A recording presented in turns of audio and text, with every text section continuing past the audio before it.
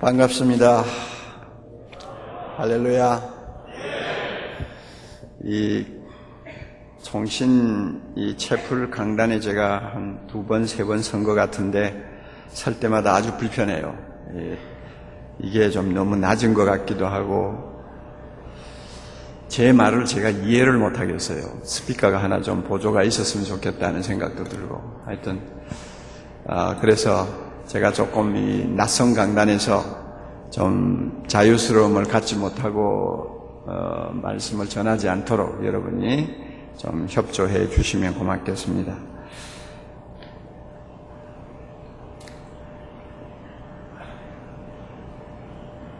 오늘 이 자리에는 신학교를 이제 갓 입학한 우리 1학년 형제들도 자매들도 같이 계시는 것으로 알고 있고, 또 신학교 1년 공부 마치고 이제 대충 신학 공부가 어떤 것이다 하는 것을 감을 잡고 이제 다시 마음을 다짐하는 2학년도 있고, 또 이제 앞으로 목회 현장을 가야 되는 참 굉장히 의미 있는 시간을 앞에 놓고 마지막 학년을 이제 보내야 되는 우리 졸업반 형제 자매들도 많이 계실 거예요.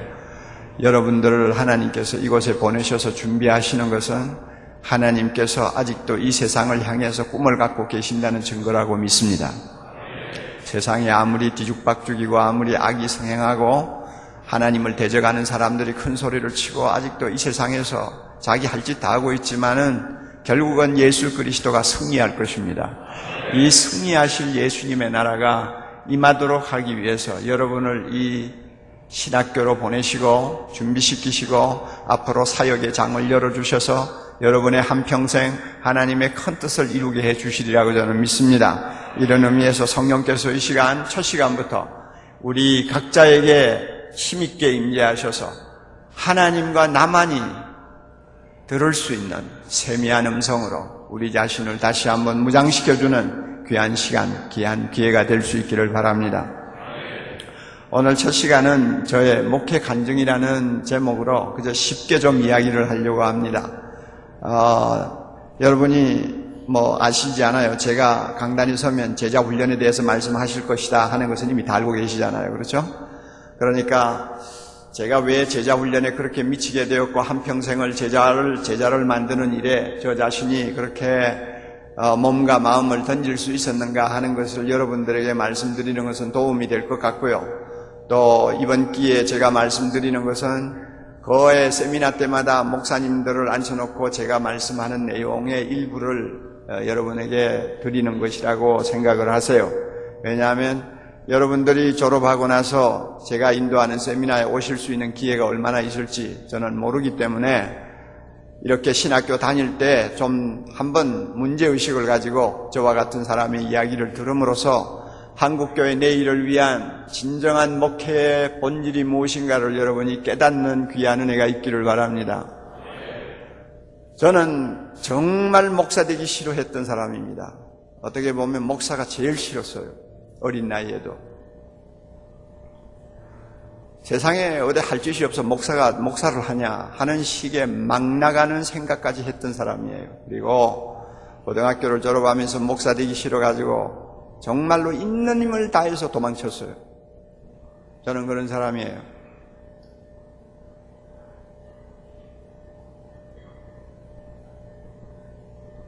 (50년) 전만 해도 목사님들은 신실하셨어요. 지금 생각하면 그런 위대한 선배들을 내가 따라가지 못한다는 자책을 많이 받아요.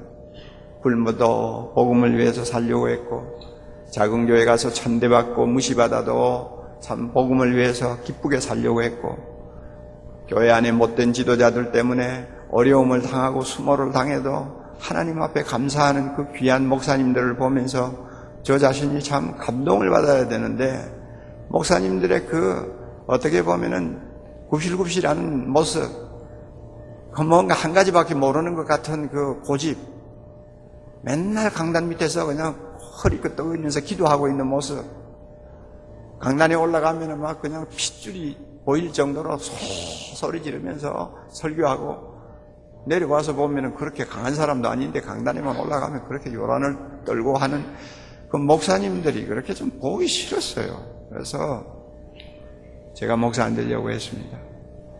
어머니는 제가 목사 되기를 위해서 기도하고 계셨고, 교회 안에 10사람이면 10사람 다 저는 목사 될 사람이라고 초등학교 때부터 찍어놨어요.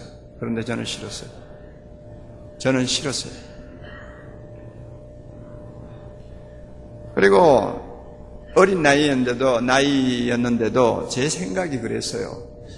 뭐 교회 안에서 믿음이 좀 좋다 하면 전부 목사 되라. 주의 일을 하다가 주의 일을 하면서 세상을 살아야지. 어디 가서 그냥 되는 대로 살려고 하냐.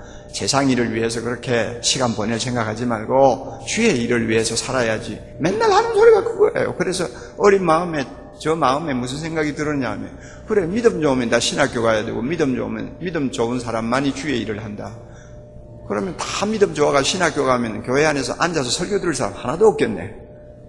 그러면 이 세상을 하나님께서 구원하시려고 할 때 전부 다 신학교 가버리면 그러면 세상에서 일할 크리스찬은 얼마나 남아있어야 되겠냐. 뭐 이런 생각들이 있었어요. 아마 이것이 제가 평신대회에 대해서 좀 남다른 시각을 어릴 때부터 가지고 있었다는 증거가 아니었나 그런 생각을 합니다. 아무튼 목사 되기 싫었어요. 제가 있던 어린 초등학교 때 다니던 교회는 그저 한 100여 명 모이는 시골 교회였습니다. 그 교회 장로님과 그 가족들 그리고 그 장로님들의 가까운 형제 친지들 몇 분이 그 교회의 중심을 이루고 힘을 쓰고 있었어요. 그러니까 그 교회 화려한 경력을 보면 한 3년 되면 목회자가 갈리는 거예요. 장로가 나가라면 나가야 돼요. 어김이 없어요. 그래서 그 교회, 지금도 그 교회 역사가 있는데 역사 보면 거의 모든 역사의 내용이 누가 부임하고 누가 사임하고 누가 부임하고 누가 사임하고 그게 그저 전부예요. 목사님이 들어오셔서 사역을 잘해도 장로님은 가만히 안 둬요. 왜냐하면 교인들의 관심과 사랑이 목사에게 가는 것을 보지 못하는 거예요. 그러니까 파워 게임에서 자기가 지고 싶지를 않는 거예요. 그러니까 무슨 허물을 뒤집어 씌워도 쫓아내는 거예요. 어릴 때 저는 그런 걸 보고 살았어요. 매우 소명감이 있고 이제 신학교 졸업하고 나서 안수받은 지 얼마 안 되시는 젊은 부부가 오셨어요.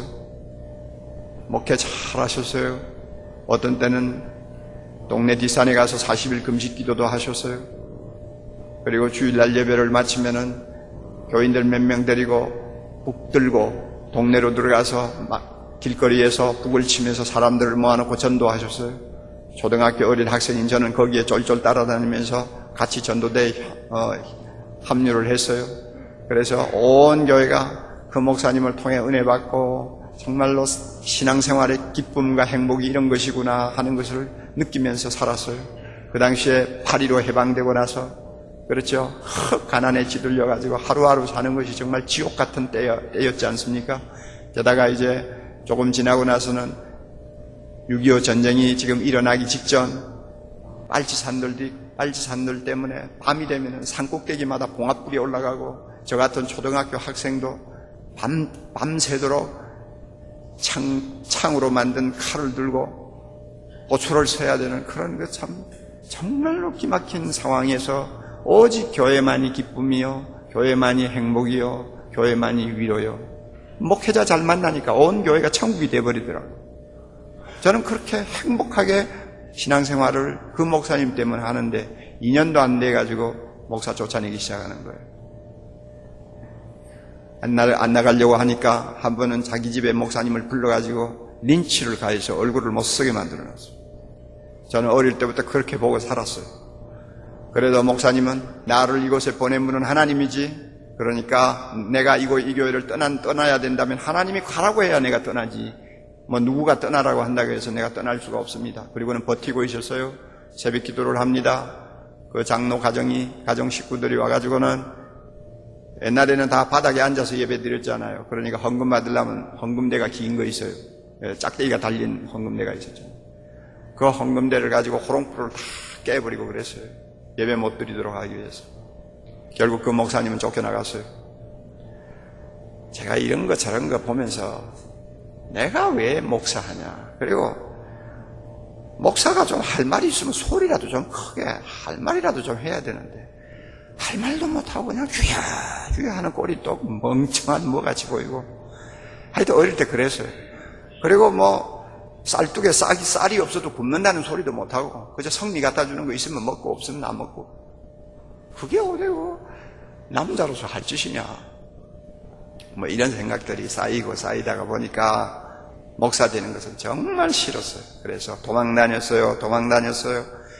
2년 3년을 도망 다니다 결국은 목이 깨어가지고 돌아왔는데 그래서 저는 22살에 목사 되기로 결정한 사람이지만은 저는 항상 하나님 앞에 그렇게 이야기합니다. 하나님, 저는요, 강제 차출당한 인간입니다.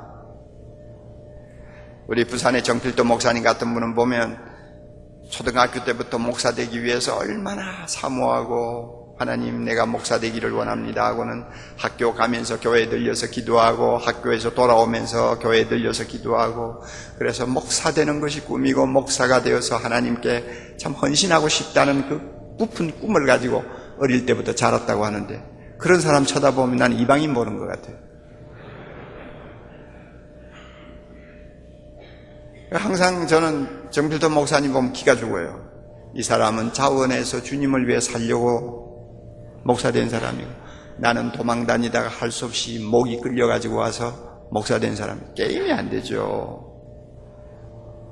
내가 성도교회 부목사 있을 때 정 목사님은 장충교회 부목사이셨어요. 둘이서 손잡고 서울 시내 다니면서 앞으로 우리가 어떻게 사역할까 하고 뭐 이런 이야기 저런 이야기도 하고 했습니다마는 게임이 안 되는 거예요. 하나님이 보실 때에 정말 진정으로 자기를 헌신하고자 하는 사람하고 오후 5시에 할 수 없어서 포도원에 들어온 품꾼 같은 인간하고 비교가 되겠어요. 저는 그렇게 목사가 된 사람이에요. 그래서 저는 소명이라는 것에 대해서도 아리까리한 사람입니다. 뭐가 소명인가? 목사를 시키려면 하나님이 나에게 소명을 주셔야지 우리 어머니에게 소명을 주실 이유가 뭐예요? 그렇잖아요. 일할 사람은 따로 있는데 자, 그런 식으로 참 어설프게 제가 소명감을 조금씩 키워나가게 되었고 그래서 목사가 됐습니다. 제가 22에 목사 되기로 하나님 앞에 무릎 꿇고 항복한 다음부터는 지금까지 한 번도 좌우로 두리번거리면서 곁길로 들어간 일이 없습니다. 오직 한 표대만 향해서 지금까지 달려왔어요. 출발은 잘못했지만은 출발은 하나님 앞에 미안했지만 그와 같은 참 자책감이 있기 때문에 남보다 조금이라도 더 잘해보려고 지금까지 달려온 것이 저의 생이었다고 이렇게 말씀드리고 싶습니다. 그러므로 여러분 중에 소명감이 불타서 뜨거운 심정으로 오신 분들은 더 좋고요. 또 여러분 가운데서 소명감은 별로 없는데 주변에서 가라고 하고 뭐 어머니가 뭐 너를 놓고 뭐 서원 기도했다고 하고 뭐 이런 소리 때문에 그냥 할 수 없이 끌려 들어온 사람도 희망을 가지시기 바랍니다.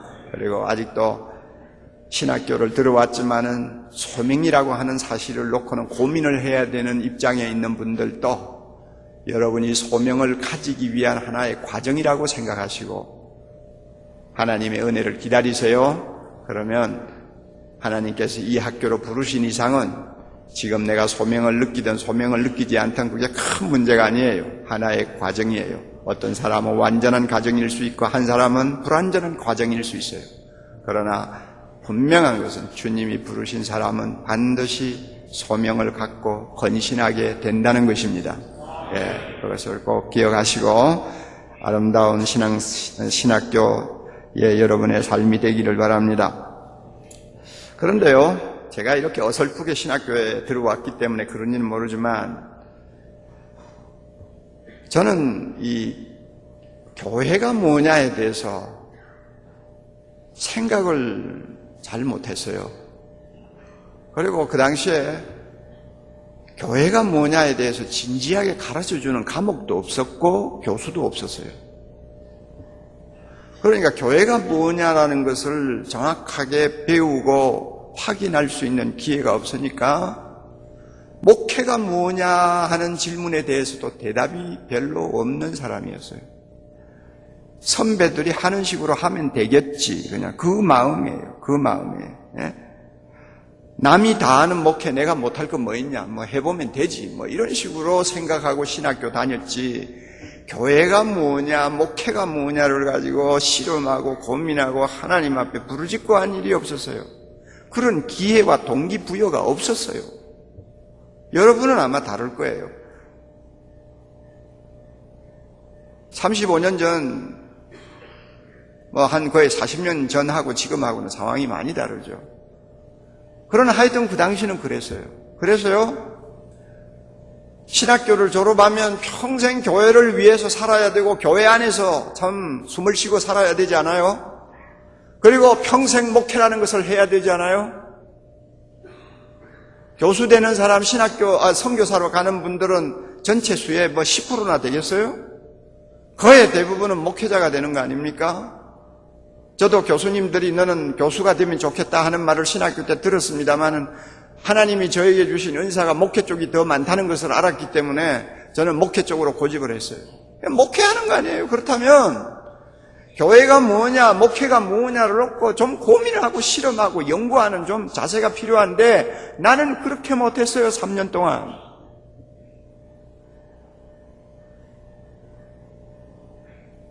어떻게 보면 참 웃기지도 않는 이야기예요. 시집 장가가는 젊은이들이 평생 가정이라는 그 울다리 속에서 살아야 되는데 가정이 뭐냐, 부부가 뭐냐, 성생활이 뭐냐, 자녀를 키우는 게 뭐냐 하는 것을 놓고 좀 더 나름대로 공부하고 준비하지 않고 그냥 나이 됐다고 장가가는 사람 얼마든지 있죠. 그러나 우리가 볼 때 얼마나 어설퍼요. 그래서 우리 교회에서는 예비 신랑 신부 교육이 철저합니다. 결혼하기로 딱 작정하고 교회에 날짜를 정해서 주례를 부탁하고 하는 사람은 5주 6주 프로그램을 통해서 가정이 뭔지, 하나님이 왜 결혼을 허락하셨는지, 결혼을 통해서 무슨 목적을 가지고 살 것인지를 하나하나 가르쳐요. 목회할 사람도 교회를 놓고 그렇게 연구하고 고민해야 되잖아요. 남이 하니까 나도 한다 과거에 내가 생각했던 것처럼 다 하는 목회 내라고 못할 거 뭐 있냐 하나님이 가라는 대로 가서 어디든지 하면 되지 이런 식으로 생각을 했다 그 말입니다. 그리고 그 당시에는요, 제가 신학교 다닐 때만 해도요, 참 이 세계가 부러워하는 폭발적인 부흥을 체험하는 진원지에 살고 있었어요. 70년대 중반만 해도 1년에 교회가 4,000개가 생길 정도로 엄청난 부흥을 하던 때입니다. 그리고 한국 교회 100년사를 기념하던 1884년도에는 공식적으로 개신교가 1200만이라고 공고했어요. 엄청나죠. 그러니까 전도하면 교회 가보지요. 대부분이 그런 반응이고요. 교회 다니는 것은 아주 당연한 것처럼 생각하는 어떤 인식들이 불신자 세계에 깔려 있었어요. 그 당시에 캐톨릭이나 불교는 꼼짝을 못했어요. 그런 좋은 시대에 내가 신학교를 다녔고 신학교를 졸업하고 목회를 할 때니까 교회가 뭐냐 하는 데 대해서 구태여 고민 안 해도 문만 열어놓으면 교회는 된다 이런 식으로 자신만만했죠. 그런 시대에 제가 살았어요.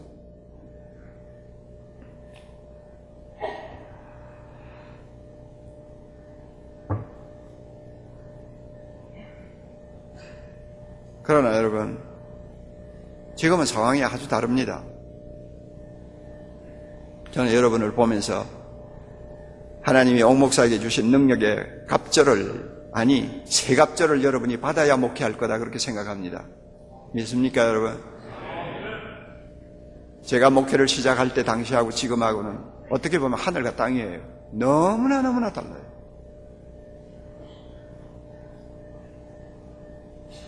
한국교회 부흥의 와중에 있었기 때문에 교회론이 어설퍼도 목회가 되던 시대입니다. 그러니까 크게 고민할 필요가 없었지만 지금은요, 벌써 한국교회가 비실비실한 지가 20년이 되어가요. 아직도 회복이 안 돼요. 그리고 교회 주변의 상황은 점점 더 어려워져요. 과연 교회가 이 세상을 감당할 수 있을까? 아니, 그 말 하지 말고 세상이 볼 때 교회가 조금이라도 자기들에게 도움이 되겠다고 하는 어떤 생각을 가질 수가 있을까 하는 정도까지 지금 위기를 맞고 있다는 것을 여러분들이 아셔야 될 거예요. 저는 여러분보다 더 예민하게 봅니다. 왜냐하면 목회자이기 때문에. 서울의 큰 교회, 몇 교회에 젊은이들이 모이고 몇 교회 교인들이 그냥 많이 몰려서 교회가 부흥한다는 그것은요, 병적 현상이죠. 한국교회 건강의 현상은 아닙니다. 작은 교회에서는 젊은이들이 빠져나가고 작은 교회는 잘 안 되고 개척교회가 잘 안 되고 그래가지고 한국교회 허리가 병이 들어서 지금 부부정하게 지금 기울어져 가는 이것을 놓고 한국교회 잘 된다고 여러분 지금 건강하다고 말해요? 대형교회 그냥 한 10개가 잘 된다는 소문 가지고 한국교회가 잘 된다고 착각하고 있나요? 대형교회에 사람이 가지 말아야 돼요. 작은 교회, 중소교회에 사람들이 모여가지고 알차게 신앙생활하는 건강한 한국교회가 돼야 돼요. 그래야만이 바로 되는 거예요. 대형교회만이 크는 교회는 기현상이에요. 머리만 커지는 교회예요. 그래서 저는 사랑의 교회 교인들이 많이 몰려올수록 걱정이 태산이에요. 젊은이들이 이리 우왕 저리 우왕 하다가 사랑의 교회로 몰려와가지고 등록한 다음에 교회 사이즈가 크니까 그거 제대로 관리가 안 되잖아요. 그래가지고 어슬렁 그냥 신앙생활 한다고 왔다 갔다 하는 거 보면 가슴을 칠 일이에요. 좀 작은 교회, 몇백 명 모이는 교회, 몇천 명 모이는 중소교회들이 이 젊은이들을 품에 안고 정말로 미래의 꿈을 심어주면서 영적으로 바로만 세워주는 일들이 일어난다면 하나의 대행교회가 이 일을 감당하는 것보다도 300개의 소형교회가 이 일을 감당하는 것이 한국교회의 미래를 위해서 더 소망적이고 주님이 기뻐하시는 사역이 될 것이라 그 말이에요. 그런데 지금은 그렇게 안 되잖아요. 왕의 남자 봤어요? 봤어요? 안 봤어요? 안 보면 이단이지.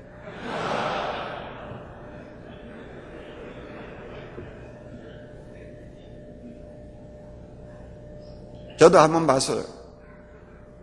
또 이번 주 집회 마치고 나면 한 번 더 보려고 그래요. 이유가 있어요.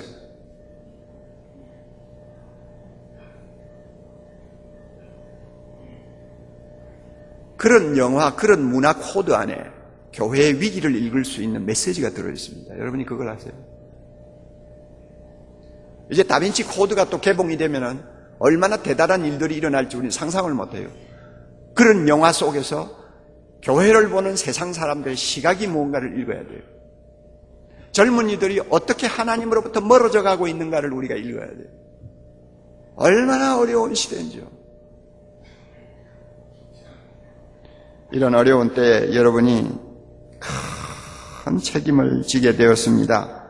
그래서 저의 이야기를 들으면서 나는 어떻게 준비해야 될까 하는 것을 3일 동안 여러분들이 정리를 하시기를 바랍니다. 여러분, 그런데 제가 이렇게 흐리멍덩한 사람이었어요. 신학교 다닐 때도 흐리멍덩한 사람이었는데 저의 패러다임이 바뀌게 되는 결정적인 사건들이 이제 저에게 일어났어요. 다시 말하면 교회가 무엇인가를 놓고 고민을 안 할 수가 없는 상황이 저에게 찾아왔다고 말해요.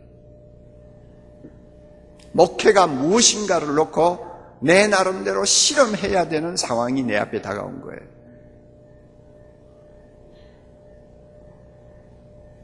판만 벌리면 잘 되리라고 생각을 했는데 그게 아니더라는 것을 제가 보는 현실을 목격하게 된 거예요.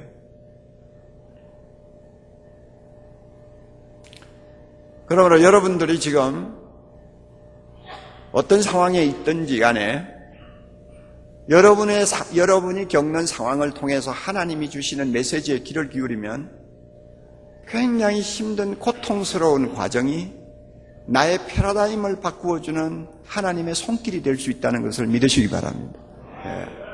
만약에 제가요 졸업하고 나서 기성교회에 부임해가지고 그 다음에 담임 목사가 되고 그 다음에 전통적으로 하는 목회에서 성공을 해가지고 사람들로부터 칭찬받고 했으면 저는 패러다임이 전혀 안 바뀌었을 거예요.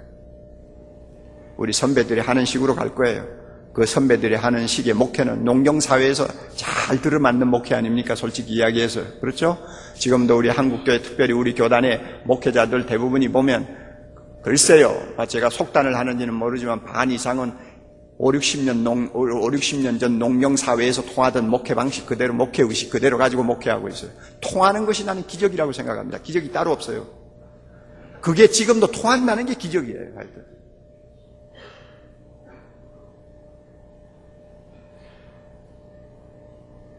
제가 신학교 3학년 졸업반 이제 두째 학기가 되었습니다.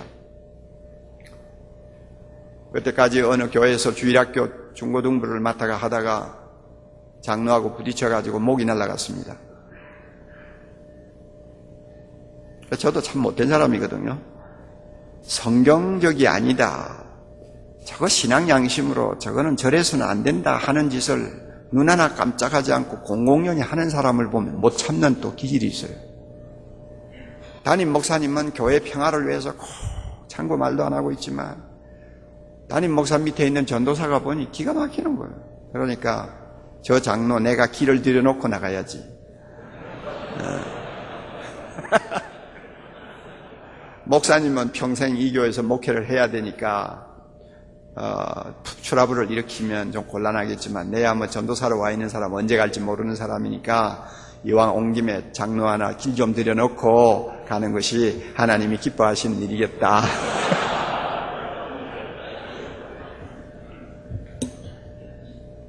그래가지고 선전포고를 했죠.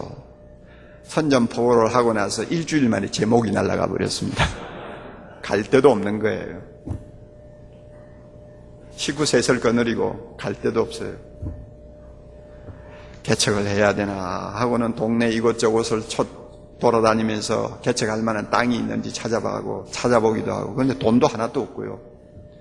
어느 교회에서 오라고 했으면 좋겠는데 오라는 데도 없고, 그렇다고 뭐 유학이라도 갔으면 하는데 식구들을 두고 유학을 갈 수도 없고, 하여튼 참 어려운 때였습니다. 그런데 참 하나님의 하시는 일이 참 묘한 것 같아요. 그런 하나의 액시던트를 통해서 저의 인생의 결정적인 코스를 들어가게 만드셨어요. 서울시내 모 교회에 제가 초빙을 받았습니다. 그리고 대학부를 맡게 됐죠. 부목사 일을 하면서 대학부를 한다는 것이 굉장히 힘든 일입니다. 저는 아직 안수도 안 받았는데 한 700~800명 모이는 교회에서 부목사 일을 저에게 맡겼어요. 그러니까 목사님을 도와서 설교도 자주 해야 되고 대신방도 다녀야 되고 그러면서 대학부 하래요. 그 교회 대학부는 참 제가 볼 때 기가 막힌 대학부였어요. 여러분 1970년대만 해도요, 주보 뒤에 보면은 그 교회 통계가 나와 있어요. 주일날 예배 몇 명, 저녁에 몇 명, 새벽에 몇 명, 대학부 몇 명, 통계가 딱 나와 있어요. 여기에는 절대 거품이 없습니다. 그 당시만 해도 우리 목회자들이 참 양심적이었어요. 지금은 주보에다 그 수치를 왜 못 내느냐? 거품이 너무 심하기 때문에 안 내는 거예요. 그 당시는 있는 그대로예요. 그런데 그 교회 대학부 출석 여러 줄을 계속 보아도 한 명으로 항상 나오는 대학부였어요. 출석 한 명. 그 대학부를 맡으라고 하는 거예요. 한번 생각을 해보세요. 이제 한 2달만 있으면 신학교 졸업해요. 그 대학부를 맡으래요. 그런데 그 당시에 한국교회 대학부가 지리멸렬할 때입니다. 영락교회 대학부는 자폭을 해버렸어요. 세문안교회, 굵직굵직한 교회들이 다 해산해버렸어요. 20명이라도 주일날 모여가지고 대학생들이 말씀을 같이 나누는 교회는 제가 설문조사를 하면서 돌아다녀 보니까 서울 시내 20교회도 안 돼요. 그러면 고등학교 졸업하고 학생들 다 어디로 가느냐? 예배만 적당히 보고는 전부 다 아웃사이드 처치 무브먼트로 간단 말이에요. 다시 말하면 CCC나 내비게이터나 조이나 UBF나 IBF나 전부 그런 데로 빠져요. 그러니까 기성교회 대학부가 고사를 당하고 있는 거예요. 그런데 제가 맡아야 되는 대학부 경력을 봤더니 그래요. 대학부를 살려보려고 학위를 가진 신학교 교수 목사님을 모셔가지고 한 1, 2년 맡겼는데 그 목사님이 오셔가지고 참 질 높은 강의를 했습니다마는 그 학생들에게 그게 안 먹히죠. 그래가지고 또 바꾸었어요. 그래가지고 또 뭐 젊은이 운동을 잘한다는 사람 불러가지고 또 맡겼는데 잘 안 됐어요. 이리저리 잘 안 되고 자꾸 대학부가 줄어들어간단 말이에요. 그러니까 할 수 없이 대학부를 이제 조금이라도 모이도록 하기 위해서 11시 어른 예배 직전 10시에 대학부 시간을 정해놓고 예배에 참석하는 학생이라도 붙들어 놓으려고 지금 몸부림을 치는데 마지막으로는 그 대학부를 맡아있던 부장 장로님이 자원을 해서 나셨어요. 목사님, 제가 대학부를 한번 맡아보겠습니다. 그 장로님은 헌병대장이었어요. 그래서 제대해가지고 교회 장로님이 되신 분인데 자기가 보니까 답답하거든요. 군대에서 하는 식으로 막 그냥 팍팍 하면 막 돌아갈 것 같은데 이 지도자들이 와가 죽을 쓰고 전부 나가고 하니까 가만히 두어서는 안 되겠다 해서 자기가 맡은 거예요. 그래가 그 장로님이 맡아가지고 반년도 안 돼가지고 싹 쓸어먹고 한 명이 남은 거예요.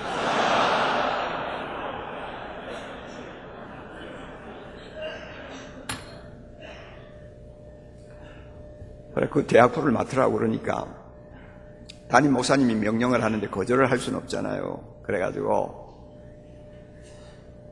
주일날 대학부실에 가봤어요. 갔더니 10시가 됐는데 진짜 한 명이 와서 앉아있어요. 하도 신기해가지고 가서 어느 학교 다니냐 그래요. 고려대학교 3학년이라고 그래요. 왜 혼자 와서 앉아있느냐 그랬더니 목사님 제가 회장입니다 그러더라고요.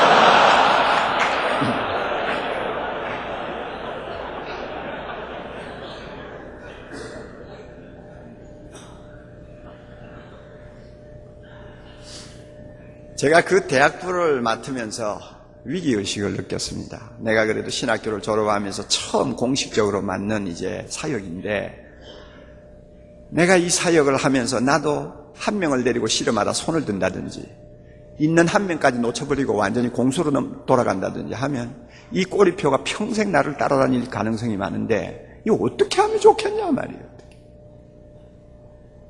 그래서 하나님 앞에 엎드려서 기도를 열심히 해도 하나님은 아무 말도 안 하시더라고요.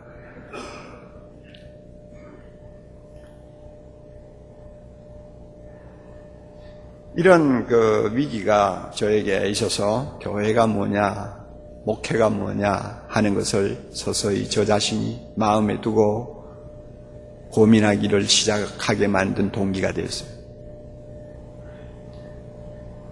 그래서 제가 맡고 나서 이제 그 한 명 남은 회장은 그냥 발로 차버리고, 왜냐하면 이제 뭐 4학년 올라가는 사람이니까 뭐 안 되잖아요. 그래서 1학년 입학한 학생 하나를 붙들고 사정을 해서 대학부를 새로 시작했습니다.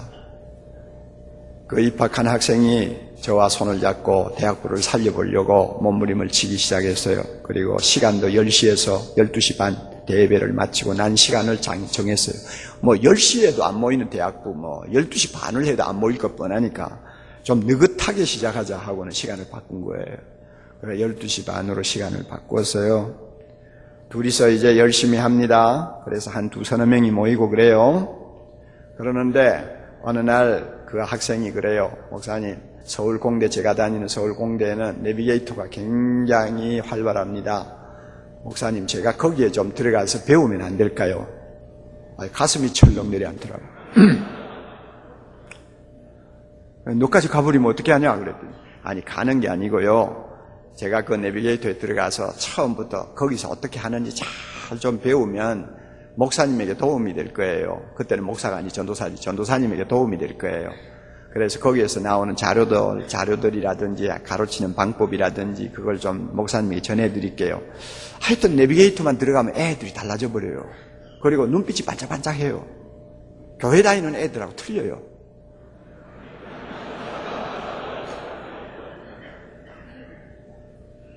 그래서 제가 그 학생하고 서약을 했습니다. 내하고 서약하자. 내비게이터에 절대 빠지지 않는다는 것을 내하고 서약. 그리고 너가 가서 배우는 대로 나에게 좀 가르쳐주고 자료도 좀 갖다 줘. 그 학생 그 약속을 지켰어요. 근데 뭐 갖다 주는 자료원이 빤하잖아요. 뭐 브릿지, 전도할 때 쓰는 브릿지, 메모리 카드, 그 다음에 큐티하는 노트, 그 다음에 SCL, 성경 공부 교재. 보니까 참 어처구니가 없더라고요. 요즘에는 워낙 많으니까 여러분이 안 그렇게 생각합니다만, 그 당시만 해도 질문 하나 해놓고 성경 구절 하나 딱 적어놓고는 이만큼 칸을 만들어 놓고 뭐를 쓰라고 하는 건지. 그게 교재야. 도대체 이게 장난도 아니고 뭐냐. 이런 식으로 느낄 만큼 참 저에게는 수준 이하로 보였어요. 그래도 그 학생이 갖다 주는 걸 계속 제가 검토했습니다. 그런데 놀라운 것은 한 2달이 지나니까 그 학생이 달라지는 거예요. 전도를 열심히 안 하나, 기도할 때 눈물을 흘리지 않나, 성경을 손에서 놓지 않고 기도할 때마다 막 메모리한 성경 구절이 줄줄 나오고 사람이 달라지는 거예요. 그래서 이건 뭐가 있구나. 그래가지고 제가 좀 더 진지한 자세로 그 어설퍼 보이는 자료들을 검토하고 거기에서 그 젊은이들을 어떻게 지도하는가를 제가 하나하나 체크하기 시작했어요. 진리는 어려운 데 있는 거 아닙니다. 진짜 해답은 모호한 데 있는 거 아닙니다. 해답은 멀리 있지 않아요. 가까운 데 있어요. 왜 교회로부터 젊은이들이 빠져나가는지를 제가 비로소 알게 된 거예요. 왜 페라처치 미니스트리에 많은 젊은이들이 모이는지, 거기에 들어가면 왜 젊은이들이 변화가 일어나는지 해답을 발견하기 시작한 것입니다. 보니까 거기에 있는 자료들을 비교하면서 제가 맡아 있는 대학부의 모든 분위기와 내용을 검토해 보니까 중요한 문제가 하나 발생했어요. 페라처치 미니스트리에 있는 3가지가 대학부에는 없더라 그 말입니다. 무엇이 대학부에 없느냐? 복음이 없더라, 훈련이 없더라, 비전이 없더라. 이 3가지가 없어요. 그러면 페라처치 미니스트리에는 복음이 살아있어요. 훈련이 있어요. 비전이 있어요. 이거 평범하고 이상한 거예요. 이상한 거 하나도 없어요. 너무나 평범한 거예요. 그런데요, 제가 이것을 발견하고 교회를 보는 눈이 달라지기 시작했어요. 복음이 없다는 말이 무슨 말인지 아세요? 기성교회는 복음은 없는데 뭡니까? 교리는 있더라고요. 웨스트민스터 신앙고백을 학생들이 1조, 2조, 3조 소요리 문답은 다 외워요. 교리는 있어요. 그런데 복음이 없더라고요. 내비게이터와 같은 그런 페라처치 미니스트리는 가니까 교리는 약간 산만한데 복음이 살아있어요. 그러니까 그 복음이 젊은이들을 사로잡는 거예요. 복음이 젊은이들의 가슴에 불을 붙이는 거예요. 복음을 통해서 젊은이들로 하여금 예수 그리스도의 십자가 앞에 무릎을 꿇게 만드는 거예요. 그 복음 때문에 세계를 보는 눈이 달라지도록 성령이 역사하는 것을 제가 봤어요. 그런데 기성교회는 십자가라는 말은 하지만 복음의 감격과 능력이 식어버린 지가 오래야. 고난주간이 되어서 예수 그리스도의 죽으심을 설교는 합니다마는 모두가 다 아는 이야기 또 하는구나, 그저 또 들은 이야기 또 듣는구나 하는 식의 반응이지, 정말로 십자가 앞에 가서 자기를 위해서, 자기를 사랑해서 십자가에서 죽으신 그분 앞에 무릎을 꿇고 마음을 토하는 은혜의 감격이 없더라고요.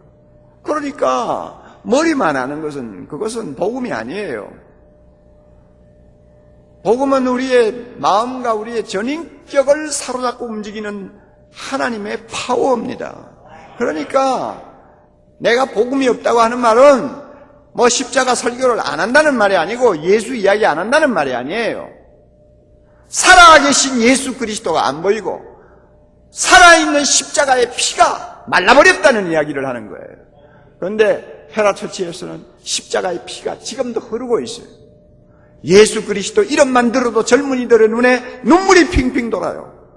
주님을 위해서라면 나는 딱 끝까지 달려가겠다고 하는 뜨거운 열정을 갖고 있어요. 그러나 기성교회는 그게 없어요. 게임이 안 되는 거죠. 오늘 우리가 몸담고 있는 현실 교회는 안 그러나요? 여러분이 다니는 교회 복음이 살아있다고 확신할 수 있어요?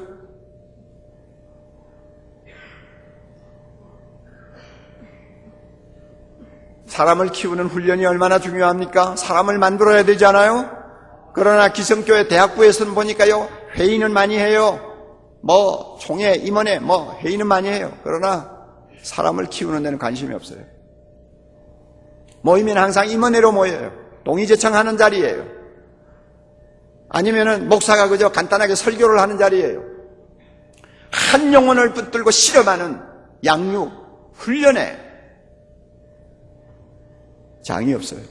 그러나 페라처치 미니스트리는 가보니까요, 한 사람 붙들고도 2시간, 3시간 앉아가지고 그 사람이 영혼을 바로 세워주려고 정성을 쏟는 노력이 있어요. 그리고 그 젊은이들을 영적으로 성숙시키고 성장시키고, 그래서 예수님을 닮아가는 사람 만들도록 하기 위해서 끊임없는 교재가 나오고 끊임없는 자료들이 공급되면서 학생들로 하여금 자기도 모르게 주님을 닮아가지 아니할 수 없도록 만들어요. 기성교회는 그게 없어요. 그저 형식적인 공각 공부는 있어도 정말로 사람을 만든다, 인물을 만든다, 제자를 만든다 하는 철학이 없어요. 그러니까 게임이 안 되는 거죠. 페라처치 미니스트리에는 비전이 있었어요. 세계를 그리스도의 복음으로 바꾸어 놓겠다.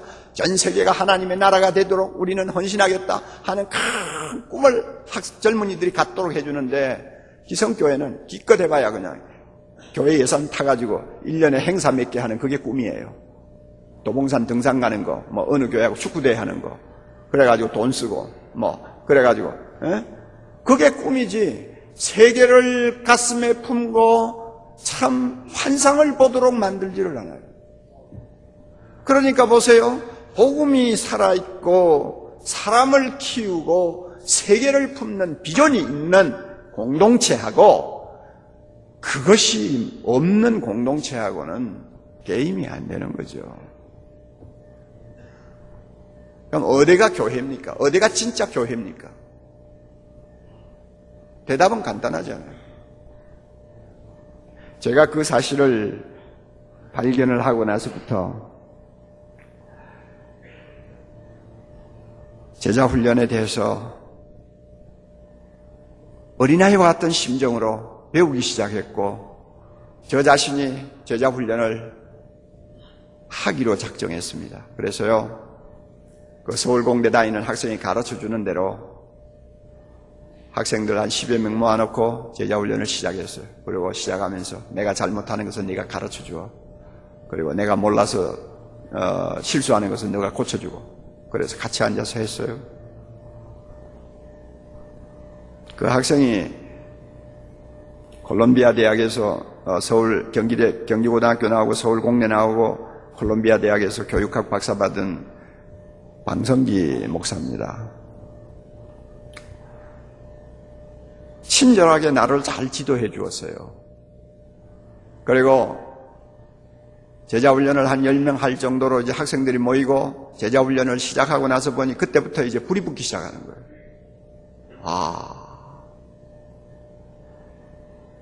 한 10여 명이 토요일 날 오후에 모여가지고 3시간, 4시간을 제자훈련을 하는데요.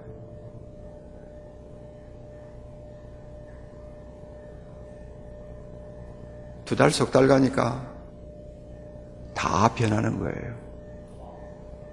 옥목사부터 시작해서 전부가 사람이 달라지는 거예요. 그 자리에서 설교 안 해요. 말씀 펴놓고 서로가 받은 은혜를 나누는 거예요. 그리고 전도사는 이게 궤도가 잘못되지 않도록만 잘 방향타만 잡아주면 돼요. 그래가지고 학생들하고 머리 맞대고 말씀 앞에서 옷을 벗기 시작하고 함께 은혜의 보좌 앞으로 나아가고 살아계신 주님을 만나게 되고 하나님의 말씀 앞에서 자기 자신을 피드백하고 자기 안에 숨어있던 잘못된 생각들이 그대로 노출되고 그것이 회개로 이어지고 서로가 손잡고 하나님 앞에 우리 모두를 드릴 때에 성령께서 하나하나 만져주시면서 전도사도 바꾸어 놓으시고 학생도 바꾸어 놓으시고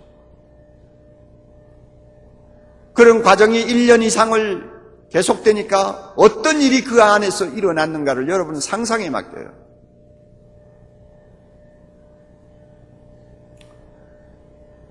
제가 이 제자훈련에 처음 눈을 뜨면서 얼마나 미쳐버렸는지요?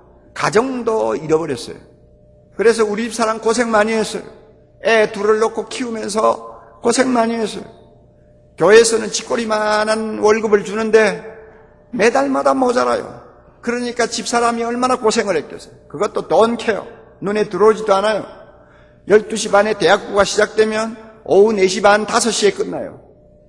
장량 뭐 해요? 하여튼 그것도 시간이 짧아요. 토요일은 제자훈련 시키고 주일날 되면은 대학생들 모아놓고 집회하는데 나는 설교도 안 해요. 아무것도 안 해요. 그냥 뒤에 앉아 있어요. 나에게 훈련받은 학생들이 모든 진행을 다 맡아서 해요. 마지막 한 10분 시간 가지고 저는 나가서 격려해주고 기도해주면 대학부 끝나는 거예요. 5시간 대학부가 그렇게 해서 끝나요. 그리고 하루라도 공휴일이 있으면은 학생들 데리고 기도원을 가는 거예요. 그리고 여름에 일주일, 겨울에 일주일, 1년에 2번씩 학생들 수련회를 인도하는데 5년 동안 10번을 제가 전부 다 했어요. 그럴 수밖에 없는 게 강사 청할 돈을 안 주니까 내가 해야지. 그래서 학생들이 계속 늘어났어요. 나중에는 한국에서 제일 큰 대학부가 됐어요.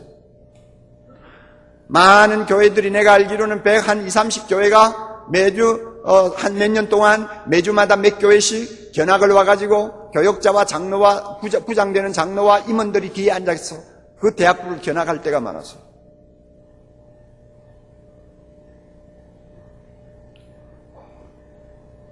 여러분, 제자를 만드는 것은 옥목사의 무슨 브랜드가 아니에요. 다들 이 오해를 하고 있는데요. 사랑의 교회 무슨 마크가 아니에요. 제자를 왜 만듭니까? 주님이 제자를 만들려고 했지 않아요.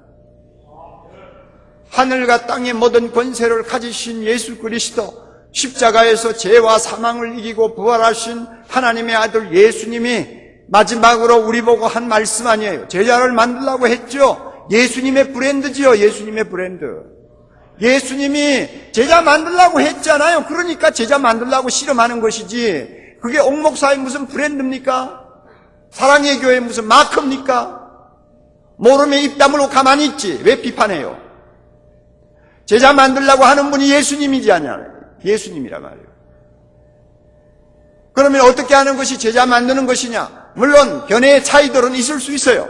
그러나 저는 제가 목회상의 위기를 만났을 때, 대학부 한 명을 데리고 이제는 내가 어떻게 해야 되느냐를 가지고 실험을 할 때, 하나님께서 저에게 열어주신 길을 통해서 주님이 제자를 만들려고 하신 내용이 무엇이며, 제자를 만드는 것이 어떤 것이며, 제자를 만들 때에 어떤 놀라운 은혜들이 쏟아지는가를 체험하게 하셨어요.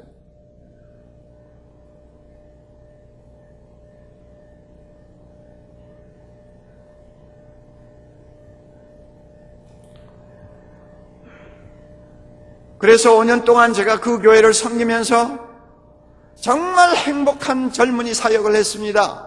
부목사로 일하면서 너무 힘들지만은 몸이 그냥 어떻게 되는지도 모르고 가정이 어떻게 되는지도 모르고 이 젊은이들하고 실험을 했어요. 너무너무 행복한 거예요, 여러분. 목회자가요, 목회하고 나서 자기 목회를 통해서 사람들이 변화되는 것을 보면 뿅 가버립니다. 그런데 5년을 10년을 목회해도 반들반들하면요, 정말 그건 힘든 목회입니다.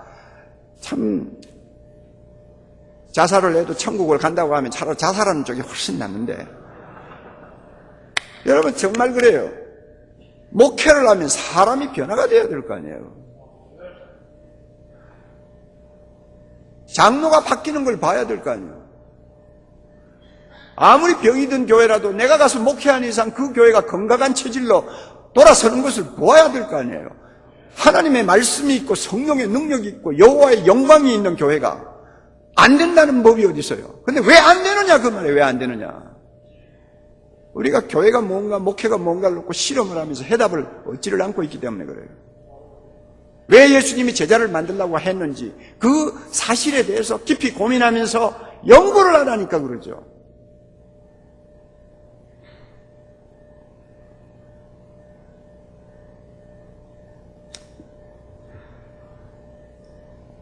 여러분, 전통 목회가 참 제자 만드는 거하고는 이 조화가 잘 안 됩니다. 참 이것이 굉장히 고민스러운 이야기인데요. 다시 말하면 이 전통적인 목회 토양에서는 제자 만들기라는 이 묘목이 잘 자라지를 못해요. 심어 놓으면 말라버리고요. 잘못하면 밟혀버리고 그렇게 돼요. 참 이상해요 진짜요. 우리 교회 지금 우리 교단만 해도 지금 90% 이상이 전통 목회입니다. 여러분은 졸업하고 지금 다 그리로 나가야 돼요. 아니면 지금 부교육자로 거기서 생활해야 돼요. 그런데 이 제자를 만드는 목회로 방향 전환을 하려면 얼마나 어려운지 몰라요.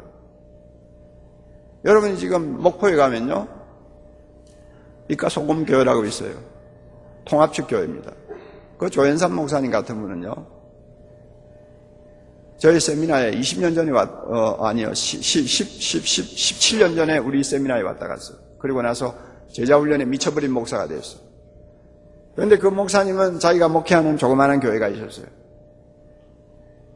100여 명도 안 되는 교회 목회인데, 자기는 전통적인 목회를 열심히 했는데, 어려움이 많아요. 교인들끼리 막 갈리고 싸우고, 그냥, 그 재정 담당하는 그 집사가 그냥 막 교회를 좌지우지하고 막 그냥 너무너무 힘들게 하는 교회예요. 그런데, 제자 훈련만이 교회를 건강하게 세우는 비결이구나 하는 것을 깨닫고 나서 나도 옥 목사처럼 미쳐야 되겠다. 진짜 미치기로 작정했어요. 그래가지고 돌아가자마자 부인들 몇이 데리고 제자 훈련을 시작했어요. 남자들은 제자 훈련 하자니까 콧방귀 끼고 안 하니까 할 수 없이 부인들 데리고 했어요. 그래 부인들 데리고 하다가 그만 그 교회에서 쫓겨났어요. 그 교회 안에 힘께나 쓰는 남자 집사님 2-3명이 와가지고 교회 문에다가 이 X자로 말이죠. 문을 그냥 못질을 해버린 거예요. 목사가 못 들어가겠다. 문을 못질을 해버렸어요. 그러니까 목사가 갈 데가 없잖아요. 그거 뭐 말이 쉽지 그거 정말 정말 기가 막히는 거죠. 그러니까 어떻게 해요? 집에 앉아서 이제 기도만 하고 있는데 제자훈련 받던 몇 명의 여교인이 찾아와가지고 목사님 이왕 이렇게 쫓겨난 김에 어떻게 합니까? 여기에서 우리 교회 새로 시작합시다. 뭐 다른 길이 없으니까. 그래서 교회 시작하면서 제자훈련을 계속했습니다. 그것이 지금 한 15년 전 이야기예요. 제가 지난 연말에 그 교회를 다녀왔어요. 다녀왔는데 아마 지금 목포에서 가장 앞서는 교회라고 생각합니다. 얼마나 교회를 이쁘게 잘 지었는지, 터를 얼마나 넓게 잡아놨는지, 제자훈련을 얼마나 철저하게 시켰는지 교인들의 눈빛이 반짝반짝하는데요. 지금 아마 1,500명 정도 모이죠. 와, 내가 놀랬어요. 그러니까 그 사람에게 쇼크 받아가 그 사람에게 자극을 받아가지고 호남 지역의 통합측 목사들이 세미나에 많이 와요. 그리고 자기가 돈 내서 가난한 목사들은 세미나에 보내줘요. 여러분, 기성교회에서 제자훈련이 왜 이렇게 어려울까요? 왜 이렇게 목사가 쫓겨나올 정도로 수란을 당해야 합니까? 바로 여기에 중요한 문제가 있는 거예요. 기성교회 목회가 본질에서 많이 이탈했다는 거예요.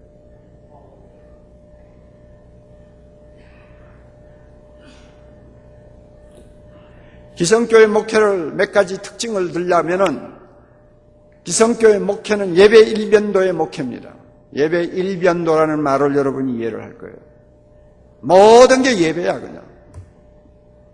다 모여도 예배고 신방을 가도 예배고 무슨 회의를 해도 예배고 그 예배라는 것은 틀에 박힌 예배의 어떤 형식입니다. 우리가 잘 아는 예배입니다. 나는 그것이 나쁘다, 잘못됐다 하는 말을 하는 거 아니에요. 여러분이 오해하지 마세요. 그러나 목사가 교회를 책임지고 있는 목적이 예배 인도자가 되기 때문에 책임지고 있는 거 아니에요. 성경 보세요. 성경 다 들여다보라고요. 어디를 봐도 너는 양떼들 중에서 성령이 피로 값주고 세워서 그 다음에 성도들 가운데 감독자로 세웠다 했을 때 그 감독자가 해야 되는 일이 예배인도라고 성경에 써놓은 자리가 어디 있느냐 한번 보라고. 교회 안에서 예배만큼 중요한 게 어디 있어요? 이 지상에서 하나님을 예배할 수 있는 영광을 얻은 공동체는 예수 그리스도를 믿는 성도 외에 누가 또 있어요? 얼마나 소중한 겁니까? 얼마나 귀한 겁니까? 그러니까 목사가 예배 인도를 위해서 예배 인도하는 준비를 위해서는 많은 시간을 투자해야죠. 그것은 이 세상 끝날까지 계속해야 되고 더욱더 최선을 다해야 되죠. 그러나 무엇이 문제냐? 목회가 예배를 인도하는 것이라고 생각하는 자세가 틀려먹었다고 말해요. 예배 인도, 예배 준비하는 것이 목회의 거의 80%라고 생각하는 그 의식 구조가 잘못됐다고 말해요. 그러니까 예배 일변도의 목회가 되는 거예요. 그렇지 않아요?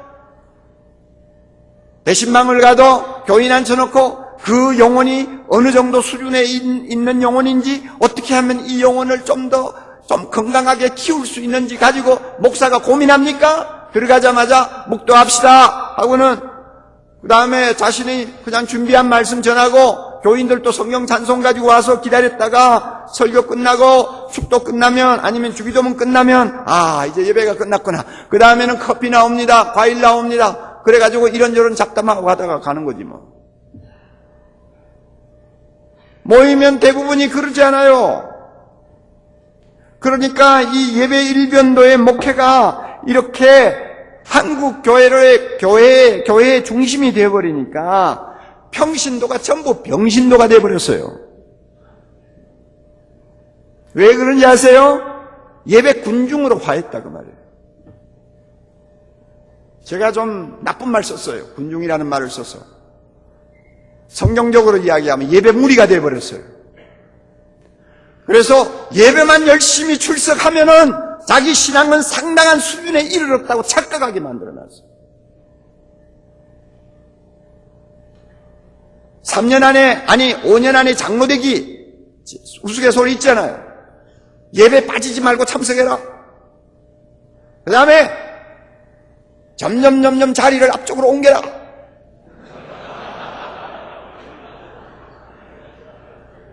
그러니까 목사 눈에 잘 띄는 자리를 고정 좌석으로 만들어 놓고 절대 예배에 빠지지 마라. 새벽 기도부터 시작해서. 그리고 가끔 자주 손수건을 내서 눈물을 닦아라.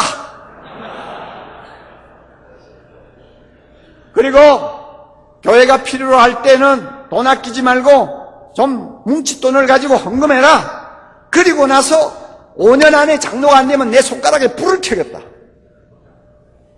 그런데 우스갯소리죠?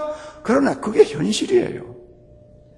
성도들의 신앙, 성도들의 성숙도를 측정할 수 있는 바로메타가 예배가 되어버린 거예요.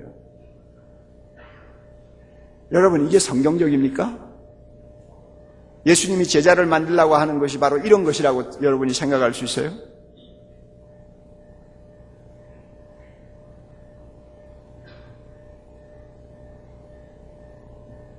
이 틀을 깨야 됩니다. 이 틀을 깨야 돼요. 그리고 예배라고 하면은 성도들에게 항상 어떤 고정관념이 있잖아요. 어떤 틀이 있잖아요. 근데 그 틀이라는 것은 성경 말씀처럼 불변의 어떤 틀이 아니거든요. 얼마든지 바꿀 수 있는 거 아니에요. 성경에 어디 고정적인 예배 틀이 있어요? 원리는 있어도 틀이 없단 말이에요. 내가 처음에 개척해가지고 한 10여 명 데리고 첫 주일 예배를 보는데 그게 한 몇 주 지나니까 한 20명 정도 모이더라고요. 모이는데 어떤 점잖은 부인이 예배 중간에 들어와서 뒤에 앉더라고요.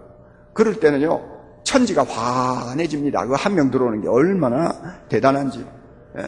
그리고 그 점잖하게 보이는 옷을 잘 입은 부인이 들어오면 진짜 속된 말로 목사 그냥 그 시간 예배 인도 못합니다. 흥분해가지고. 야, 저분이 우리 교회를 오셨구나. 이런 생각을 하고. 그런데 그때 저는 강대상에서 설교를 예배 인도를 하지 않냐고 1인용 의자로 빙 둘러 앉아서 예배를 봤어요. 사람이 20명도 안 되니까. 그래가지고 마치 제자 훈련 하듯이 그렇게 예배 인도를 하는데 그 부인이 뒤에 가서 앉아가지고 한참 쳐다보고 있더니 이게 예배라고 하나? 이게 예배라고 드리나 하고는 벌떡 일어나서 나가버리더라고요. 나중에 보니까 저 강북에 있는 큰 교회 권사님이더라고요. 그러니까 그 권사님의 의식 속에는 예배는 순서가 이렇게 진행되고 딱 목사가 앞에서 이렇게 해야 예배지, 이런 개념이 딱 박혀 있는 거예요. 그런데 성경에서 그게 예배라고 정의한 데가 있어요? 둘러앉아서 예배 드리는 것을 하나님이 안 받으시나요? 성경 공부는 예배가 아닌가요? 하여튼 이상한 생각들이 사람들 마음을 꽉꽉 잡고 있어요. 그러니까 이렇게 예배 만능주의, 예배 일변도 이것이 오늘날 한국교회로 하여금 제자 훈련을 못하게 만드는 아주 좋지 못한 요소가 되어버렸어요. 또 하나 있어요. 설교 만능주의. 예배를 중시하다 보니까 예배를 너무 예배에만 치중하다 보니까 예배에는 설교가 꼭 들어가야 되잖아요. 그러니까 설교 만능주의에 빠져버렸어요, 목사들이. 설교 하나면 제자를 만들려고 하는 말씀을 다 충족시킬 수 있다고 하는 이상한 오만기가 다 들어있어요. 그리고 설교를 조금 잘한다는 평을 듣는 사람일수록 자기 설교 하나면 모든 성도들의 영적인 니들을 다 채워줄 수 있다고 착각하고 앉았어요. 그래서 얼마나 화려한 설교들이 오늘날 많아요. 얼마나 설교를 자주 합니까? 얼마나 많이 합니까? 그런데 왜 한국 교회는 변하지 않습니까? 왜 잘 안 됩니까? 왜 젊은이들이 설교의 길을 막습니까? 웃기는 설교는 들어도 진지하게 하는 설교는 왜 안 듣습니까? 값싼 복음은 들어도 주님이 명령하시는 너무나 엄숙한 명령 앞에는 왜 고개를 돌립니까? 여러분 그걸 아세요? 설교가 그렇게 중요해가지고 설교 만능주의로 빠졌으면 설교가 무슨 역사를 일으켜야 될 거 아니에요.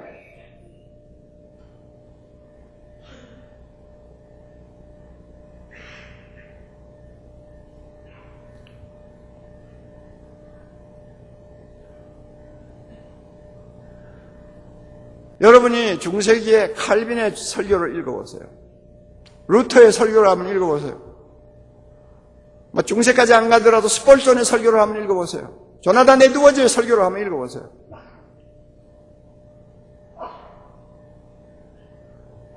맥클라렌의 설교를 한번 읽어보세요. 물론 책으로 나온 것이니까 조금은 다르겠지만 전체 내용은 다 파악할 수 있잖아요.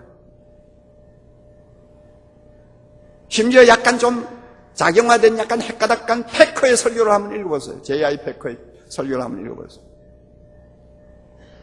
요사이 우리가 하는 설교하고요 비교가 안 됩니다, 여러분. 뭐가 아멘이에요?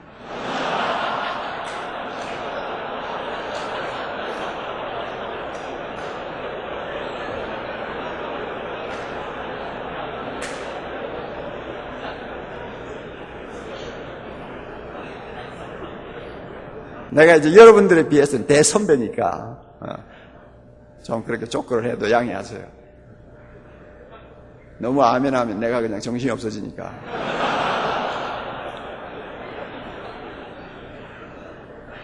지금 무슨 이야기를 했나 봐요. 잊어버렸죠.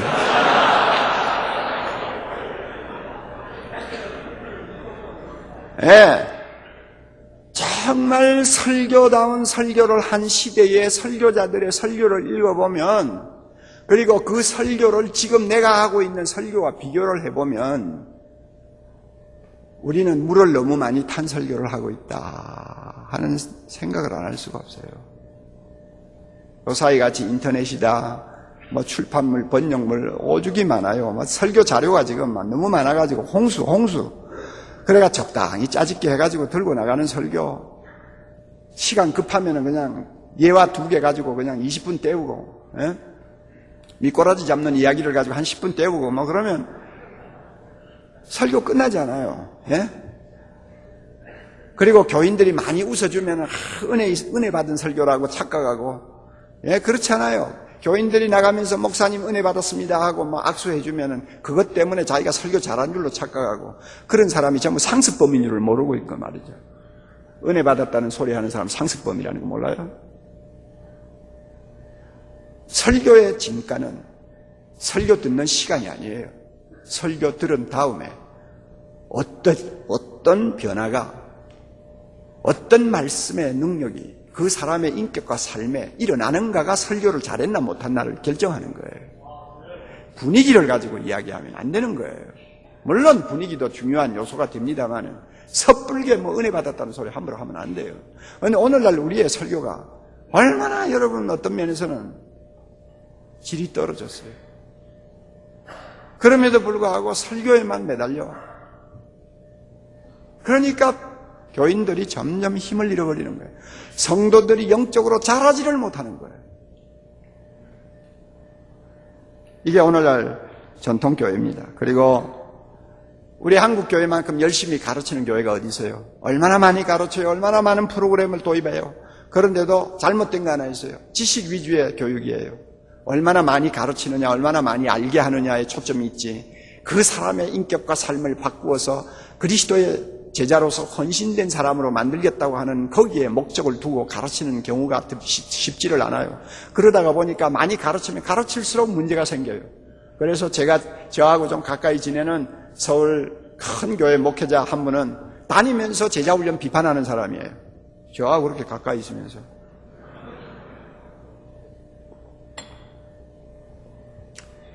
비판하는 이유가 뭐냐 하면 교인들은 너무 많이 가르치면 안 됩니다.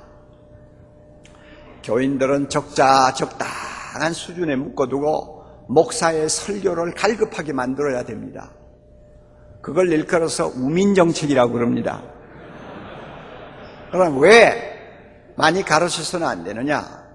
많이 가르치면 머리에 뿔 납니다. 머리에 뿔이 나면 누구를 먼저 받는지 압니까? 교역자를 받습니다. 그러면 교회가 평안하지를 못해요. 그리고 그런 까다로운 평신도 데리고 목회하는 것은 굉장히 힘듭니다. 그러니까 적당히 가르쳐야 됩니다. 가는 데마다 은근히 그렇게 제자훈련을 비판해요. 그런데요, 그분은 한 가지 모르는 게 계세요. 머리를 겨냥해서 가르치는 교육을 하니까 잘못되는 거예요.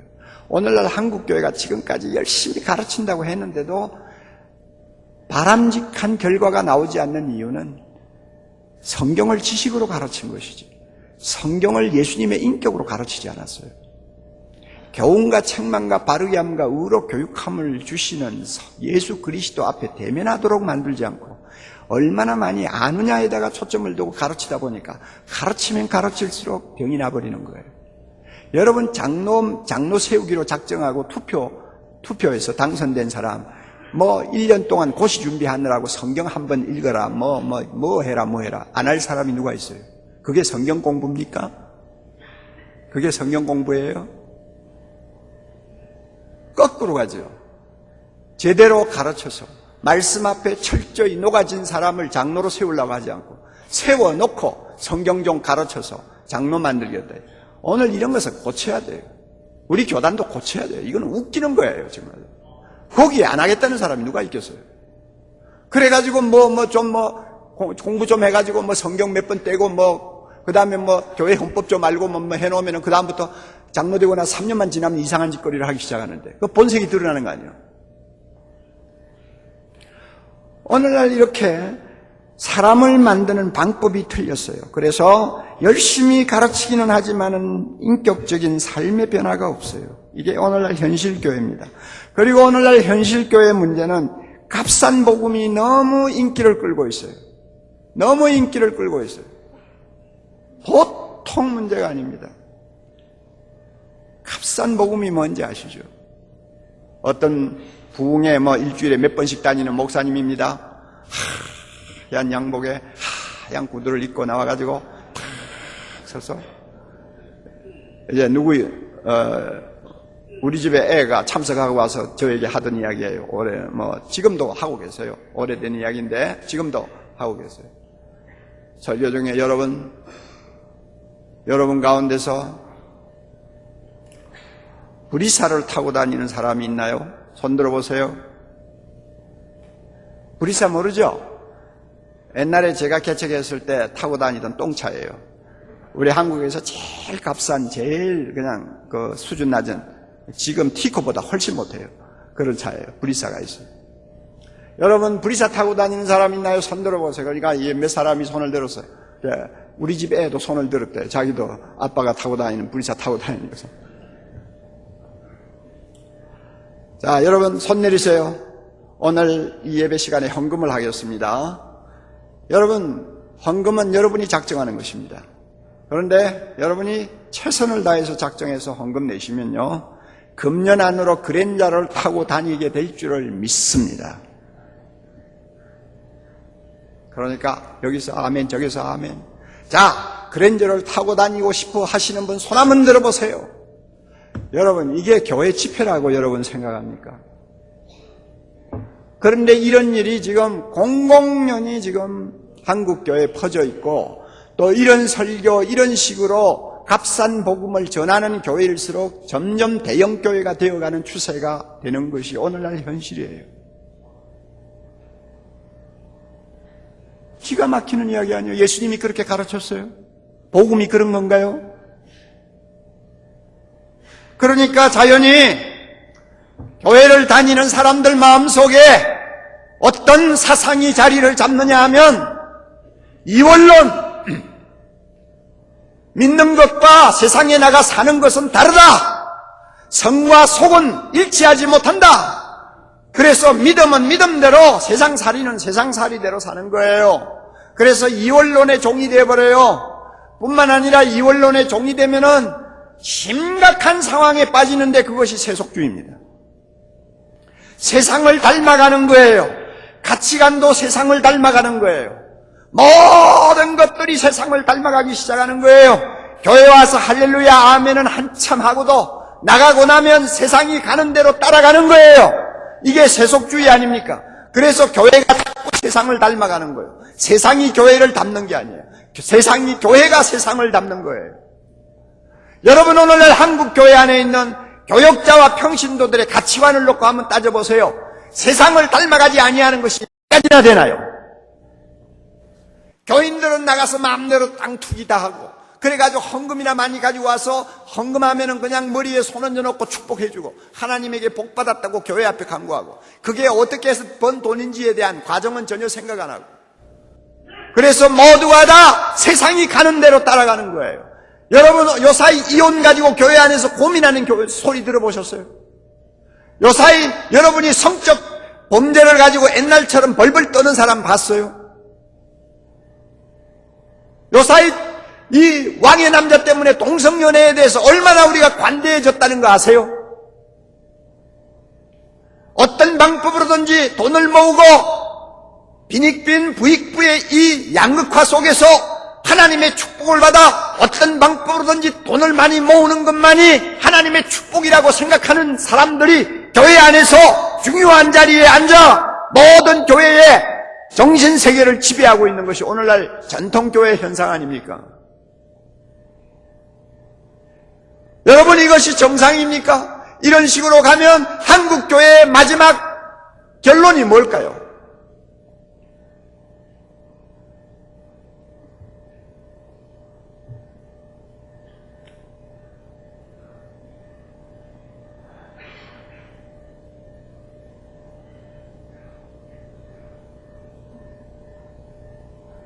여러분이 앞으로 평생을 바쳐서 사역해야 될 오늘 교회 현장이에요.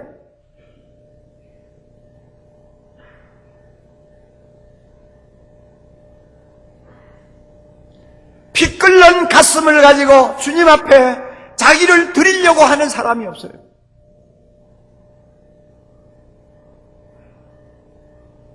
진리를 위해서는 세상에서 돌을 맞든지 사람들로부터 짓밟힘을 당해도 진리를 위해서는 내 생명 아낌없이 바치겠다고 하는 결단을 하지를 못해요. 주저주저 해요. 세상이 너무 바뀌었기 때문에. 그리고 좀 더 강한 메시지를 하면 교인들이 떠날까 싶어서 교인들 눈치 보느라고 꼭 전해야 될 말씀도 전하지를 못해요. 맨날 그래가지고 교인들 기분 좋게 들을 메시지만 골라 잡느라고 정신이 없어요.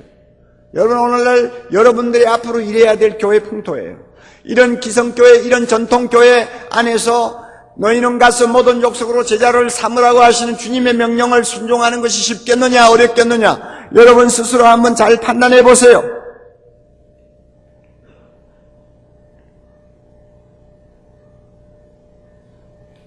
그러니까 기성교회를 가만히 보면요, 아예 제자 만들지 말라는 풍토예요. 그래서 제자 훈련하다가 호되게 당한 목회자들도 많아요. 그런데 감사하게도 그렇게 호되게 당한 목회자들이 다 성공하더라고요.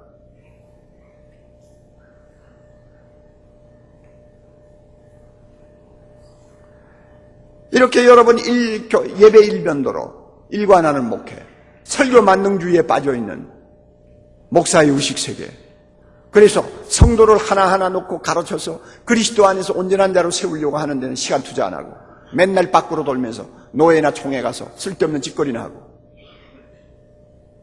토요일날 돌아와가지고 막 급하게 적당히 설교 준비하고, 그래가지고도 사람만 많이 모이면 성공하는 목회자로 알고 있고, 그래서 자기 자신부터 시작해서 교회 전체가 세상 흘러가는 대로 돌아가는 세속주의에 푹 빠졌어요. 세상을 감당할 힘을 잃어버리는 거. 여러분, 이게 오늘날 우리의 현실이에요. 우리의 현실이에요. 여러분, 똑똑히 알고 목사 되려고 하세요.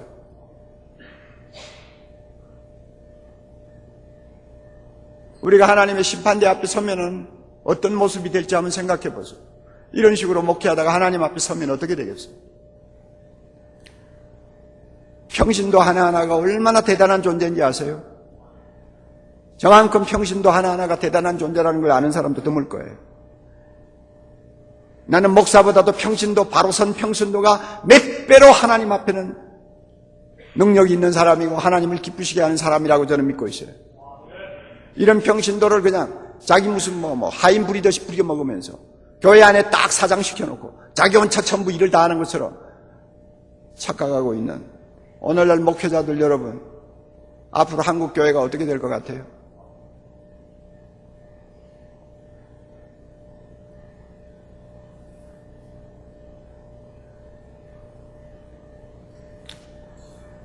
그래서요, 오늘 목회 현장에 이렇게 너무 제자 훈련을 하기에는 각박하기 때문에 제가 목사님들에게는 자주 그럽니다. 당신 제자 훈련해서 교회를 건강한 체질로 바꾸고 평신도를 제자리에 세우고 싶습니까? 성경이 말씀하시는 평신도의 꿈을 한번 이루어 보고 싶습니까? 그러면 당신은 미쳐야 합니다. 안 미치면 못합니다. 미쳐야 돼요. 정신없는 사람처럼 덤벼야지 이것저것 기웃거려가지고는 아무것도 못합니다. 그래서 제가 세미나 첫 시간에는 항상 광인론이라고 하는 강의를 합니다. 그런데 여러분, 목회하는 것만 사람이 미쳐야 됩니까? 세상에 보면 미친 사람 많아요. 연극인인 손숙 씨 보니까 내보다 더 연극에 미친 사람이더라고요. 제가 만나보니까. 그리고 여러분, 최근에 여러분이 신문을 통해서 보셨는지 모르지만은 미친 사람 많아요. 정말 많아요. 왕의 남자 감독하던 이준익 씨 빚을 30억을 지고 큰 소리 친 사람이에요. 뭐라고 쳤는지 알아요? 나에게는 빚이 힘이다. 못 알아들었네요. 나의 힘은 빚이다. 여러분, 그 사람 미친 사람이지 제정신이요. 30억이나 짊어지고. 그러니까 뭔가 해내잖아요. 3대체 백자 굽는 무형문화재 한상구 씨라고 있어요.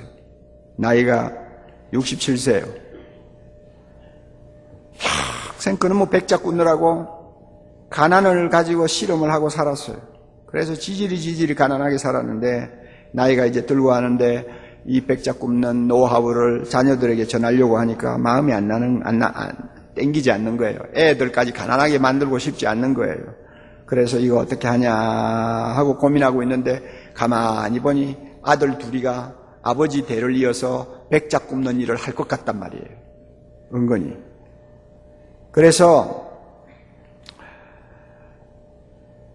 내가 자녀들에게 이렇게 말해야 되겠다. 백자 구워라. 좋아. 백자를 구워라. 그렇지만 생명만은 걸지 말라고 해야 되겠다. 여기에 생명 걸지 말라고 해야 되겠다. 왜? 너무 가난하니까. 그렇게 중얼거리는 소리를 옆에서 듣던 부인이 서옥선 씨가 뭐라고 했는지 알아요? 여보, 당신 그 말이라고 해요? 생명을 걸지 말라고요? 목숨 안 걸고 이걸 어떻게 한대요? 목숨 안 걸고 이걸 어떻게 한대요? 액자 하나 굽는 일에도 생명을 걸어야 한대요. 한 영혼을 구원하고 그 영혼을 예수님 닮은 제자로 만들어서 하나님의 나라가 이 땅에 임하게 하고 주의 뜻이 이루어지도록 하는 일에 생명 걸지 않고 적당히 해요. 그냥 고급 차 타고 다니면서 대우만 받으면 그것으로 끝나는 거예요. 여러분, 제가 대학생을 지도하면서 제자훈련에 이렇게 미쳤어요. 미쳐가지고 30년, 35년을 달려왔어요. 저는 절대 후회하지 않습니다. 저는 바른 길을 택했다고 확신하고 있기 때문에 많은 목회자들에게 이 사실을 지금 가르치고 있어요. 저는 1년에 4번을 정기적으로 세미나를 합니다. 사랑의 교회 현장을 오픈하기 때문에 450명 이상은 받지 못해요. 450명을 받는데 이번에 처음으로요, 인터넷으로 등록을 받았어요. 450명 등록받는데 몇 분 걸렸는지 알아요? 4분에 다 끝났어요. 4분 되니까 자기가 등록 몇 번째 됐는지 1년 번호까지 쫙 나와요. 그리고 웨이팅 리스트에 자기가 몇 번째 서 있는 것까지 다 나와요. 너무나 많은 목회자들이 제자훈련에 관심을 갖게 된 건 너무 감사하고요. 그 이유가 뭔지 알아요? 옛날에는 사랑의 교회만 하나의 샘플처럼 보였는데 이제는요, 너무너무 좋은 교회들이요, 한국 안에서도 수백 교회입니다. 여러분이 디사이플지라고 하는 잡지 아시죠? 그 잡지를 한번 보세요. 얼마나 기가 막힌 현장들이 여기저기 우뚝우뚝 서는지 몰라요. 죽었다 하고 10년 정도 앉아서 제자훈련해서 교회를 완전히 바꾸어 놓으니까 그 다음부터는 하나님께서 그 교회 복을 주셔서 그냥 성장하게 하시는데요, 이웃 교회들이 그냥 입을 딱 벌리고 그냥 나물질을 못하게 만들었어요. 가장 좋은 예가, 최근에는 가장 좋은 예가 저 대전 세로남 교회 아니에요. 내가 그 교회 보냈어요. 내 밑에서 10년 이상 있던 사람은 보냈어요.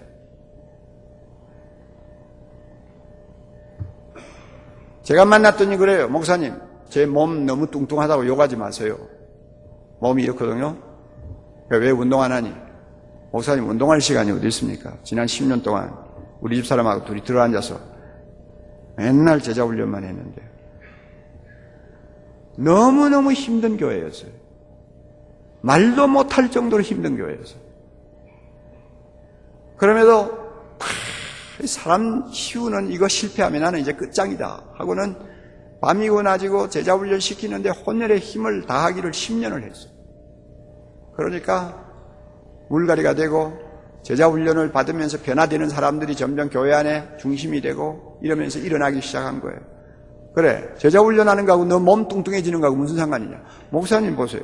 제자훈련하느라고 시간이 없어서요. 운동 못하죠. 더욱이 남자 제자훈련은 저녁에 하잖아요.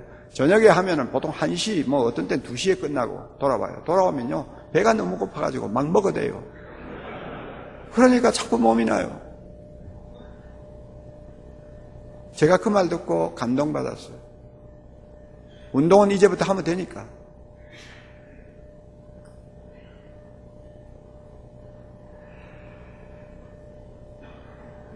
여러분이 목회 본질을 이번 기회에 잡으세요.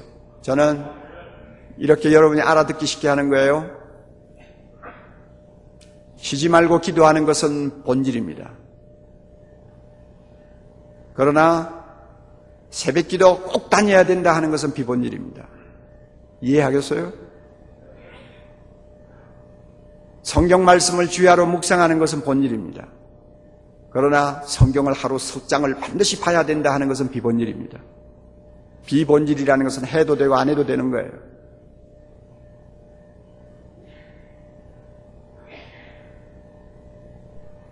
신령과 진정으로 예배 드리는 것은 본질입니다. 그러나 찬송 부를 때 반드시 일어서야 된다 하는 것은 비본질입니다. 본질과 비본질을 여러분이 구별을 하셔야 돼요. 목회에 있어서 본질이 뭔가? 제자를 만드는 것이다. 이것을 여러분 마음속에 딱 담을 수만 있다면 얼마나 좋을까요? 프랭크 리차즈가 10몇 년 전에 미국 목회자들 5,000명을 상대로 해가지고 설문조사했을 때 이런 말을 했어요. 21세기가 되어서 교회가 정말 교회답게 제 역할을 하려면 가장 먼저 해야 될 것이 무엇이냐? 설문조사했어요. 놀랍게도 100% 대답 중에 100% 대답이 뭔지 아세요? 평신도를 발굴해서 훈련해서 사역의 동력자, 즉 제자를 만드는 것이다. 이렇게 대답이 나왔어요. 옳은 말이죠? 그게 본질이에요.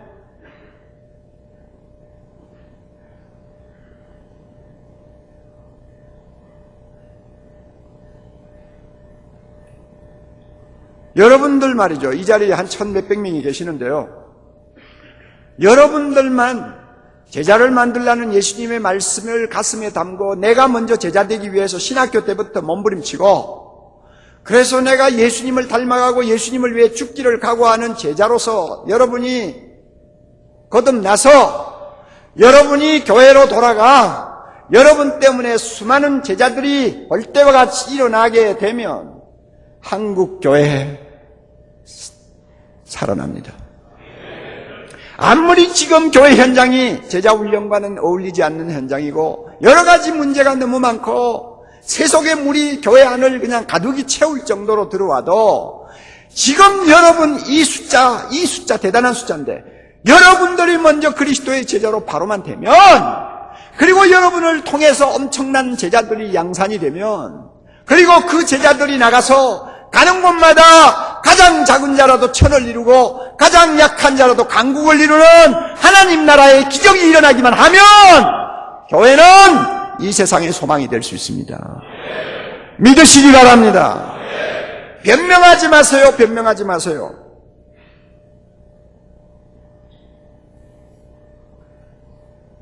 성결교 신학교 대학원에 가서 강의를 할 때인데 제가 제자훈련에 대해서 이야기를 했어요.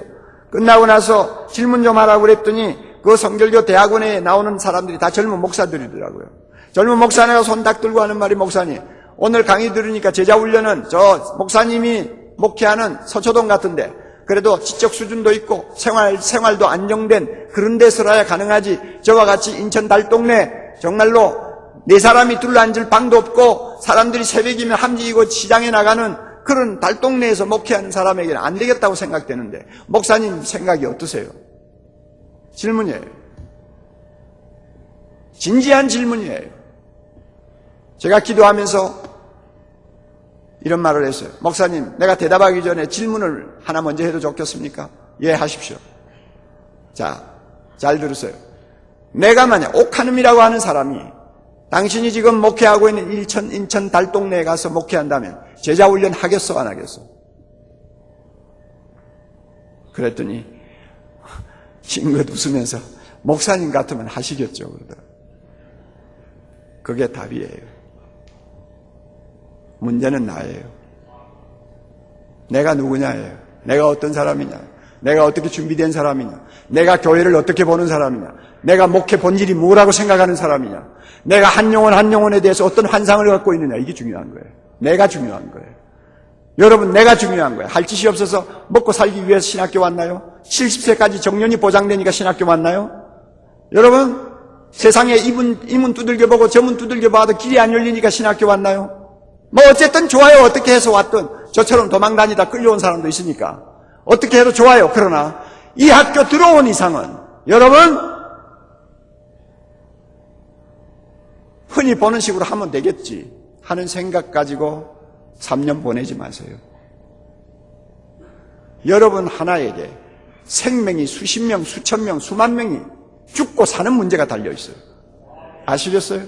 그러므로 저의 목회 간증을 여러분이 이렇게 들으면서 교회를 보는 패러다임을 다시 바꾸고 목회를 보는 패러다임을 다시 바꾸어서 이 세대를 바로잡아 하나님께 영광 돌리게 하겠다 하는 큰 결심, 각오를 갖는 성령의 은혜가 있기를 바랍니다.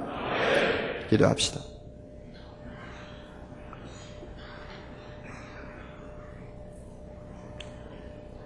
성령이시여 우리를 도와주시기를 바랍니다. 정말 우리는 무서운 골리앗과 같은 적을 지금 눈앞에 두고 있습니다. 아버지 하나님, 그저 우리 선배들이 하는 식으로 하면 되겠지 하는 막연한 생각 가지고는 하나님 아무것도 할 수 없는 무서운 세상을 앞에 놓고 있습니다. 오늘날 교회는 점점 세속화되어 가고 능력을 잃어버리고 있사오며 의식 있는 젊은이들로부터는 돌매질을 당하고 있으며 하나님 교회가 설 땅을 점점 잃어버리고 있는 이 어려운 상황에 주여 주님의 몸된 교회를 위해서 살아보겠다고 신학교를 찾아와서 문을 두드린 귀한 젊은이들 주여 은혜 주시기를 원합니다. 성령이여 도와주시기를 바랍니다. 불쌍히 여겨주시기를 바랍니다. 불쌍히 여겨주시기를 바랍니다. 이스라엘이 캄캄한 어두움에 쌓였을 때 그 시대가 너무나 암울했기 때문에 엘리야를 보내시고 엘리사를 보내셨습니다. 이 시대가 너무나 어려운 시대이기 때문에 하나님 아버지 평범한 사람 보내시면 안 됩니다. 탁월한 지도자들을 보내셔야 되겠습니다. 엘리야와 같이 엘리사와 같이 주님의 손에 붙들린 능력의 종을 보내주셔야 되겠습니다.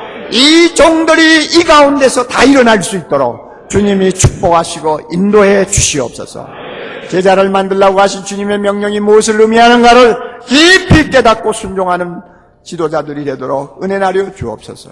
예수님 이름으로 기도하옵나이다.